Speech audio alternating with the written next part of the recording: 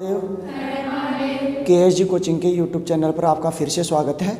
Part 13 में बीकानेर के part 13 में आज हम अध्ययन करेंगे माही मरातिब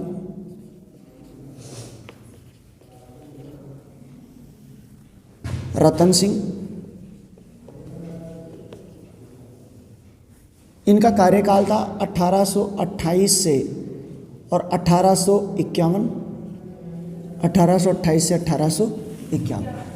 माही मरातिब महाराजा अनूप सिंह राजा बनते हैं और राजा बनते ही इनके जीवन का जो पहला घटनाक्रम होता है 1829 में एक युद्ध लड़ा जाता है जिसका नाम था वासनपी या वापसनी का युद्ध। बताओ भाई, इसको वासनपी या वापसनी का युद्ध क्यों कहते हैं? क्योंकि वासनपी में लड़ा गया होगा। ठीक है, तो ये वासनपी जो गांव है वहाँ पे लड़ा गया था और ये पड़ता है जैसलमेर में। कौन से मेर में? जैसलमेर। राजसी गांव का एक राजसी ठिकाना है, उसका एक छोटा सा गांव है वासनपी, वहाँ पे ये पड़ता है। हुआ क्या था, ये जो युद्ध था ये बैलों के लिए लड़ा गया था। किसके लिए लड़ा गया था? बैलों के लिए लड़ा गया। देखो, हमने पहले भी देखा है कि जो जैसलमेर के जो शासक हैं तो उनके पास कोई उपजाऊ भूमि का बहुत बड़ा भाग था नहीं, कोई उत्पादन भी नहीं होता था। तो वो जो लोग थे वो थोड़ा डकैती में ज़्यादा विश्वास करते थे और डकैती भी ईमानदारी से करते थे। इसको कोई बुरा नहीं मानते थे और माना भी नहीं जाता था पहले के ज़माने में। पहले के ज़माने में जिसकी लाठी उसका भैंस, यानी जिसकी ताकत के आधार पर राज्य जीता जाता था। तो ये जैसलमेर के जो भाटी थे उन्होंने एक्चुअल में क्या किया कि बीकानेर के राजा के कुछ बैल थे, वो बीकानेर के राजा के बैल चरने के लिए जाते हैं, तो वो चले जाते हैं जैसलमेर के गांव में। और जैसलमेर के गांव में जैसे ही जाते हैं तो वहाँ के एक व्यक्ति ने उनको अपने क्षेत्र में हाँक के ले गया। अपने क्षेत्र में हाँक के ले गया तो यहाँ पे बीकानेर का आदमी गया और बीकानेर का जो आदमी गया तो उसने जाके उनको छुड़ाने की कोशिश की। और जब बीकानेर के आदमी ने छुड़ाने की कोशिश की तो उसने पिटाई कर दिया। और जब इसने पिटाई कर दी तो दोनों के बीच एक युद्ध लड़ा गया। बीकानेर और जैसलमेर रियासत के बीच एक लड़ाई गई जिसे कहते हैं वासनपी या वापसनी का युद्ध कहते हैं, बैलों का युद्ध भी कहते हैं। बैलों के लिए लड़ाई हो गई थी। अब प्रश्न ये था कि इस लड़ाई में अंग्रेज नाराज हो गए। इस लड़ाई से कौन नाराज हो गए? अंग्रेज नाराज हो गए। अंग्रेज नाराज क्यों हुए? क्योंकि 1818 में एक संधि हुई थी, अगर आपको याद हो तो, सूरज सिंह के समय। बताओ, अंग्रेज और बीकानेर की संधि हुई थी। उस संधि में एक शर्त ये रखी गई थी कि आप किसी से लड़ाई नहीं करेंगे, आपकी सुरक्षा का भार हम ले रहे हैं। कंपनी ने उनका आश्वासन दिया था, तो बिना कंपनी की अनुमति इन्होंने युद्ध कर लिया। तो इनके बीच इस बात को लेकर विवाद होता है और अंग्रेजों ने इस विवाद को सुलझाने के लिए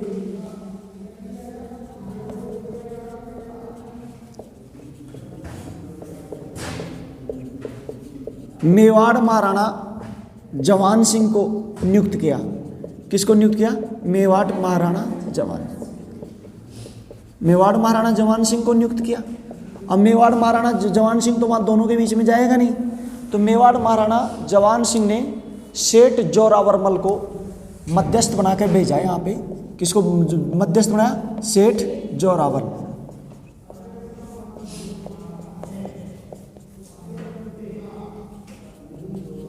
सेठ जोरावरमल को भेज दिया और इस प्रकार ये विवाद समाप्त हुआ।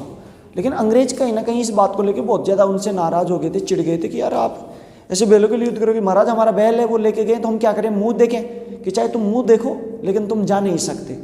तो एक तो ये ध्यान रखना। अब जब अंग्रेजों से थोड़ी सी लड़ाई हो जाती है तो अंग्रेज कहीं ना कहीं ये चाहते थे कि समझौता हो। अंग्रेज भाई, आपसे किसी बात से कोई लेकर नाराज़ हो जाए, आपने गलती कर दी तो फिर आप उसको थोड़ा वो करने की कोशिश करते हैं, रिझाने की कोशिश करते हैं। तो अंग्रेजों इसी दौरान क्या हुआ था, एक काबुल संकट आया था। और काबुल में मैंने कहा था कि जब काबुल में एल्फिंस्टन जा रहा था तो सूरज सिंह ने उनसे मुलाकात की थी। मैंने कहा था इसको रट लेना एल्फिंस्टन। तो काबुल में क्या हुआ था, उस काबुल विवाद मैं बता देता हूँ। काबुल विवाद,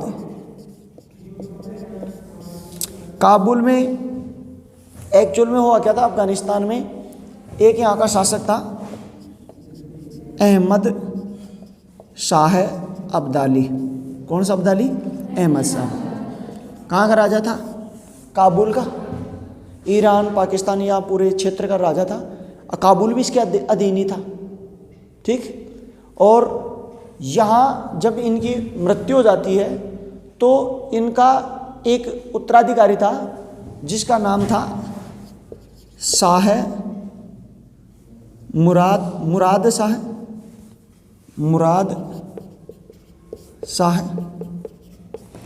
तो मुराद शाह इनका उत्तराधिकारी था। तो उत्तराधिकारी जब ये था तो ये इसके बाद में राजा बनता है काबुल का। लेकिन शाह मुराद को हटा के और एक वजीर था जिसका नाम था दोस्त मोहम्मद। कौन सा मोहम्मद?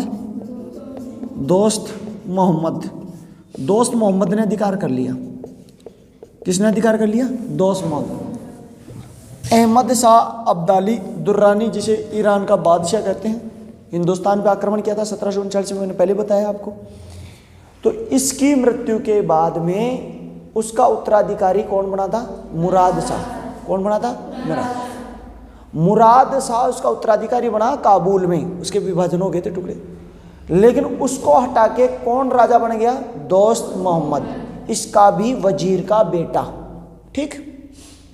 ये सहायता लेने के लिए आता है और ये आता है महाराजा रणजीत सिंह के पास। किसके पास आ जाता है? महाराजा रणजीत सिंह। महाराजा रणजीत सिंह कहाँ का राजा था भाई? वेरी गुड, पंजाब का राजा था। तो महाराजा रणजीत सिंह उस समय अंग्रेजों से सेना लड़ाई कर रहा था। तो अंग्रेजों से उन्होंने संधि समझौता किया था। तो उसने कांटेक्ट किया किससे? अंग्रेजों से। किससे कांटेक्ट किया? अंग्रेजों से, कि साहब आप भी थोड़ी सहायता करो, ये बच्चा परेशान है, मेरे को कह रहा है बार बार। और अंग्रेजों ने कांटेक्ट किया किससे? रतन सिंह से। किससे किया? रतन सिंह से। और जब रतन सिंह से कांटेक्ट करता है तो काबुल विवाद के दौरान इन्होंने 800 ऊंटों की सेना भेजी। कितनी सेना भेजी? 800 ऊंटों की सेना भेजी। ये आपको याद रखना। अच्छा, अंग्रेजों को ऊंटों की सेना बहुत से राजाओं ने, आगे डूंगर सिंह भी भेजेगा, इसके अलावा गंगा सिंह, महाराजा गंगा सिंह, वो भी चाइना में भेजेगा। तो और भी सहायता करेंगे। लेकिन अगर प्रश्न आ जाए पहली बार किसने सहायता की थी? रतन सिंह। पहला प्रश्न, ठीक।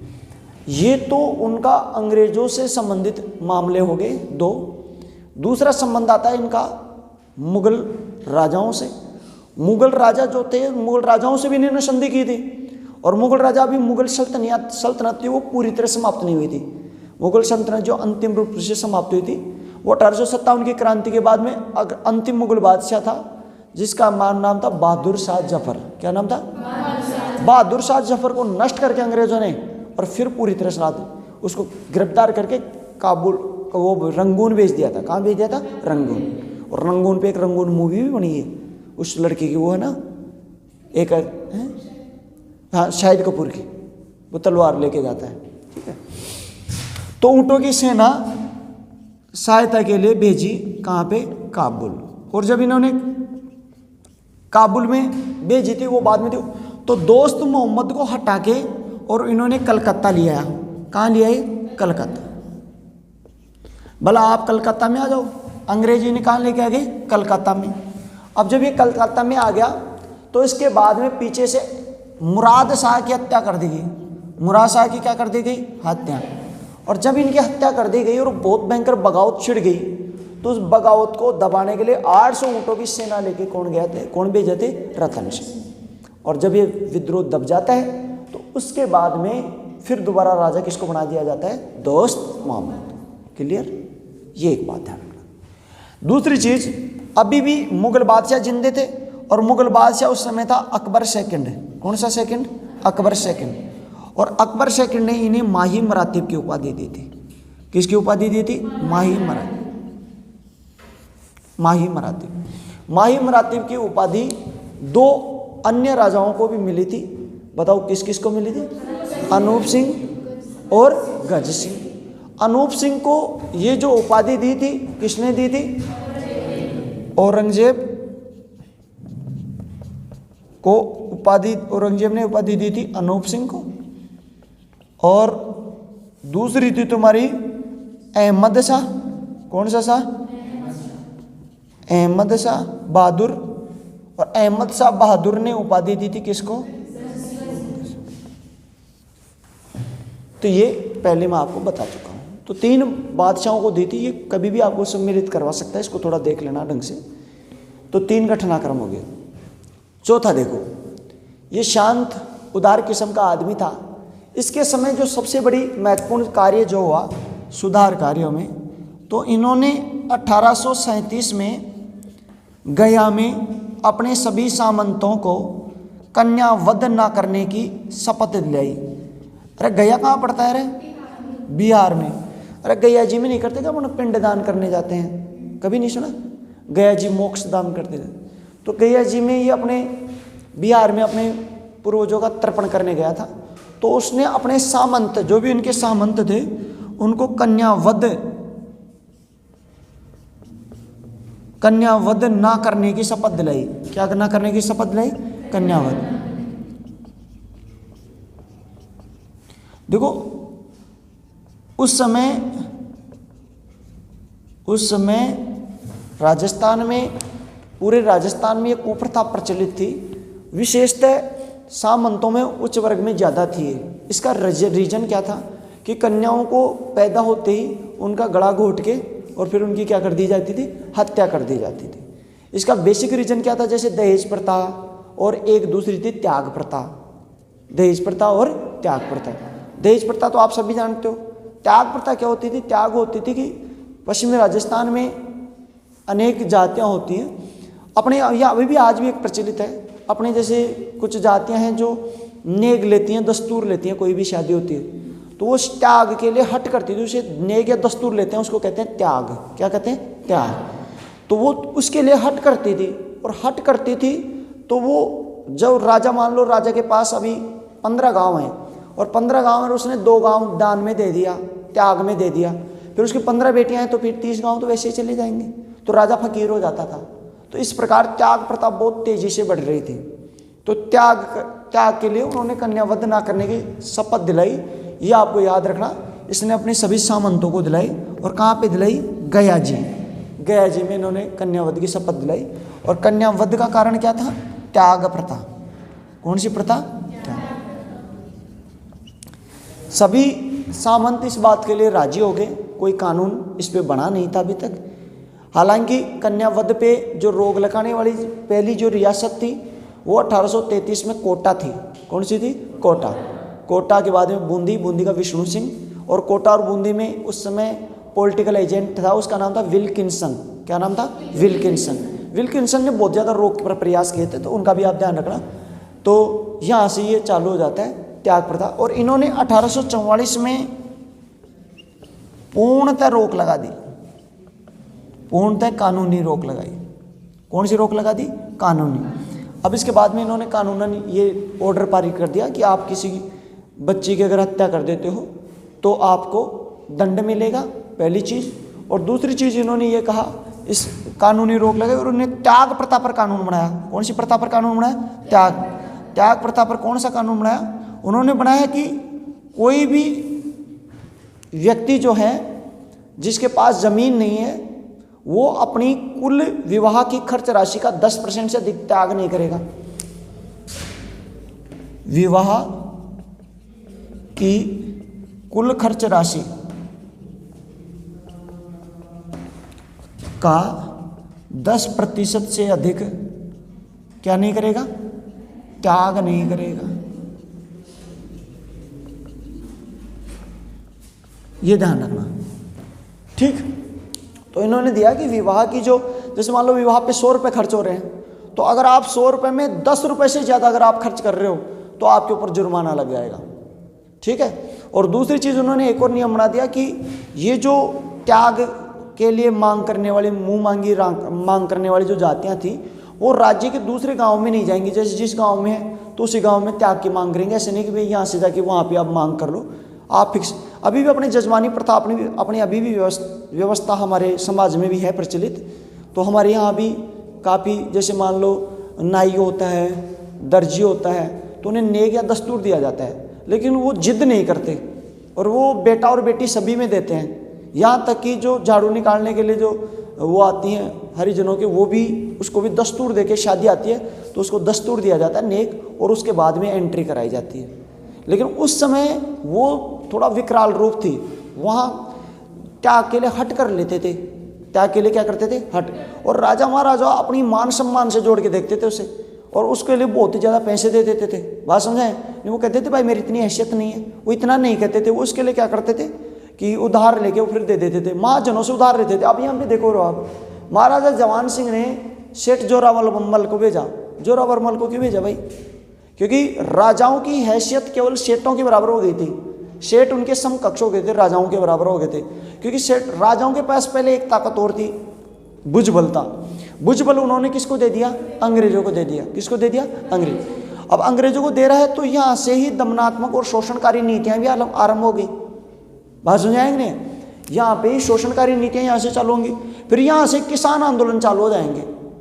पहले तो राजा महाराजा थे, तो राजा महाराजा जनता से उतना ही टैक्स लेते थे जितना उसका घर चल जाता। अब क्या करते, राजा महाराजाओं ने अंग्रेजों से संधि कर ली, तो राजा महाराजाओं की सुरक्षा कौन कर रहा है? अंग्रेज। अब राजा महाराजा खुद का पेट भर रहे हैं और किसका और भर रहे हैं? अंग्रेजों का। और जनता टैक्स देने वाली वही है। अब ये तो है नहीं भाई, जमीन में पहले तो 2 बोरी होती थी, फिर 4 बोरी हो जाएंगी। एक जमीन में 1 बीघा में जितना प्रोडक्शन होगा उतना ही होगा, लेकिन आदमी ऊपर 2 हो गए खाने वाले, तो टैक्स क्या करेगा? बढ़ जाएगा। तो लागवाग बढ़ने के कारण आंदोलन, किसान आंदोलन की पृष्ठभूमि यहीं पे चालू हुई थी। आप इसका एक स्क्रीनशॉट ले लो। यहाँ पे ये शाह सूजा करना, इनका उत्तरधारी का नाम था शाह सूजा, शाह सूजा। और ये राजसिनी राजगढ़ गांव है। कौन सा गांव है? राजगढ़। राजगढ़ में हुआ था। और जैसलमेर का जो राजा था, आदमी था जो लेके गया था, उसका नाम तो था राजसी। क्या नाम था? राजसी। और बीकानेर का जो आदमी जिसने पीछा किया, उसका नाम था मणिकचंद्र। क्या नाम था? मणिकचंद्र। अब ले लो इसका स्क्रीनशॉट। ये राजगढ़ गांव था, मणिकचंद्र, ये राजसी, और ये साथ। एक इनके निर्माण कार्य सांस्कृतिक योगदान को देख लेते हैं। एक तो इन्होंने रतन बिहारी जी का मंदिर बनाया था।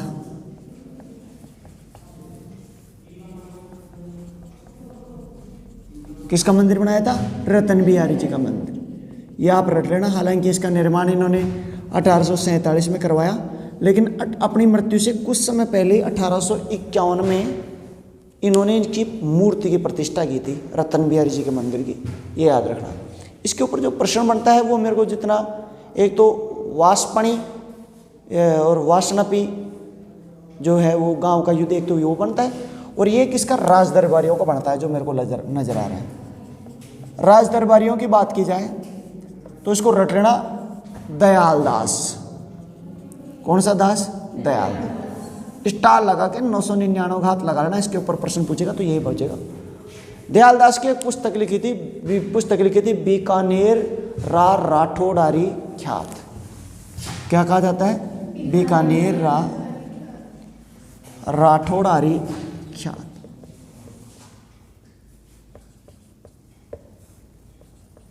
इसको ये कई बार पूछा गया प्रश्न है। किसका राज दरबारी था ये? महाराजा रतन सिंह।